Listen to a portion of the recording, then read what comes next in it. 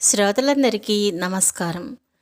ఇప్పుడు నేను తెనాలి రామకృష్ణుని తెలివితేటలను గురించి ఒక చక్కని కథను చదివి వినిపిస్తాను. ఇంకా కథలోకి వెళ్దాం.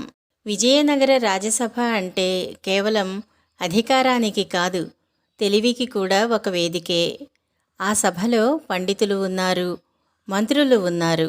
ఆ అందరి మధ్య తరచుగా ఒక పేరు వినిపిస్తూ ఉంటుంది. ఆ పేరును కనుక వింటే కొంతమందికి అసూయ, ఇంకొంతమందికి గౌరవం. అతడే తెనాలి రామకృష్ణుడు. ఇంకా కథలోకి వెళ్దాం. ఒకరోజు విజయనగర రాజసభలో విచిత్రమైన చర్చ మొదలయ్యింది. ఆ రోజు ఒక విదేశీ వ్యాపారి రాజసభకు వచ్చాడు. ఆయన వచ్చేటప్పుడు తన వెంట ఒక అద్భుతమైన గుర్రాన్ని మహారాజు శ్రీకృష్ణదేవరాయలకు బహుమతిగా ఇద్దామని తీసుకుని వచ్చాడు. గుర్రం అంటే గుర్రం కాదు, అది అన్నీ మామూలు సాధారణ గుర్రాల వంటిది కాదు. వ్యాపారి గర్వంగా చెప్పాడు, మహారాజా, ఈ గుర్రం చాలా తెలివైనది. ఇది మనుషుల మాటలు కూడా అర్థం చేసుకుంటుంది. ఆ మాట వినగానే సభలో ఒక రకమైన కలకలం చెలరేగింది. అందరికీ ఆశ్చర్యం కలిగింది.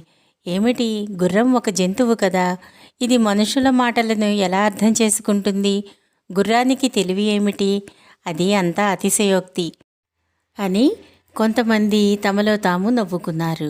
కానీ తెనాలి రామకృష్ణ అంటే అసూయపడే కొంతమంది మంత్రులు మాత్రం దీనిని ఒక అవకాశంగా తీసుకుని తెనాలి రామకృష్ణని అవమానించుదాం అనుకున్నారు. ఇది ఒక మంచి పరీక్ష.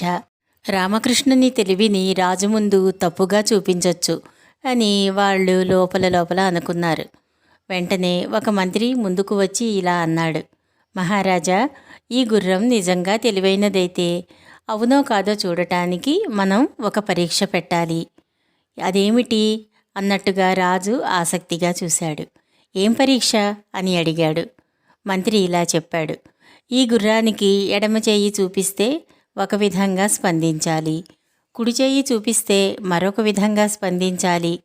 సభలో గుసగుసలు మొదలయ్యాయి.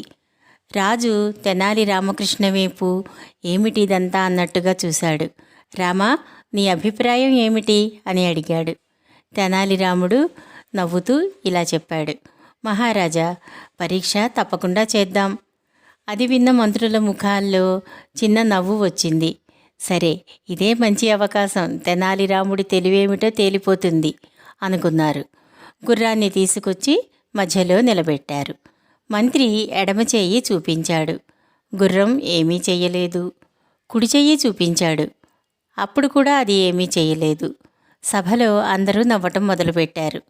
మంత్రి వెంటనే అన్నాడు, చూసారా మహారాజా, ఈ గుర్రం తెలివైనది కాదు, అది ఏ విధంగానూ స్పందించటం లేదు. రాజు ముఖ కవళికలు మారిపోయాయి. అందరూ తెనాలి వైపు చూశారు. ఇప్పుడు అతడు ఏం చెప్తాడో, ఏం చేస్తాడో.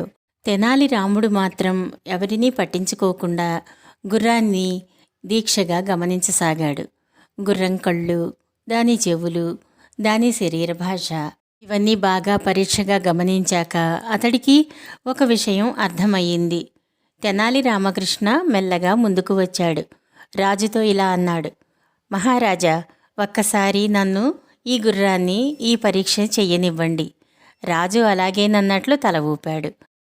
రామకృష్ణుడు వెళ్ళి గుర్రం ముందు నిలబడ్డాడు. ఎడమ చేతిలో కొంచెం గడ్డి ఉంది, కుడి చేతిలో ఏమీ లేకుండా ఖాళీ చెయ్యి. తెనాలి రాముడు మెల్లగా ఎడమ చెయ్యి చూపించాడు గుర్రానికి. గుర్రం వెంటనే ముందుకు వచ్చి గడ్డి తినసాగింది. తర్వాత కొంచెం సేపటికి కుడి చెయ్యి చూపించాడు. కుడి చెయ్యి ఖాళీగా ఉంది కదా. గుర్రం ఏమీ చేయలేదు. సభ మొత్తం నిశ్శబ్దంగా మారింది. రాజు నవ్వాడు. ఇప్పుడు అర్థమయ్యింది అన్నాడు. తెనాలి రాముడు చెప్పాడు, మహారాజా, గుర్రానికి తెలివి ఉందా లేదా అన్నది అసలు విషయం కాదు. మనుషులు పెట్టే పరీక్షకు అర్థం ఉన్నదా లేదా అన్నదే అసలు పరీక్ష. మంత్రుల ముఖాలు మారిపోయాయి. తాము పెట్టిన పరీక్షలో ఏదో లోపం ఉందని అందరికీ అర్థమయ్యింది. వాళ్ళందరూ సిగ్గుతో తలలు వంచుకున్నారు. రాజు గంభీరంగా ఇలా అన్నాడు, తెలివి అంటే ప్రశ్న అడగటం కాదు, సరైన ప్రశ్న అడగటం. ఈ కథ మనకేం చెప్తోంది అంటే, తెలివి అనేది ఇతరులను ఇబ్బంది పెట్టడంలో కాదు, పరిస్థితిని అర్థం చేసుకుని సరైన నిర్ణయం తీసుకోవటంలో ఉంది. ఈ కథ ఇంతటితో సమాప్తం. నమస్కారం.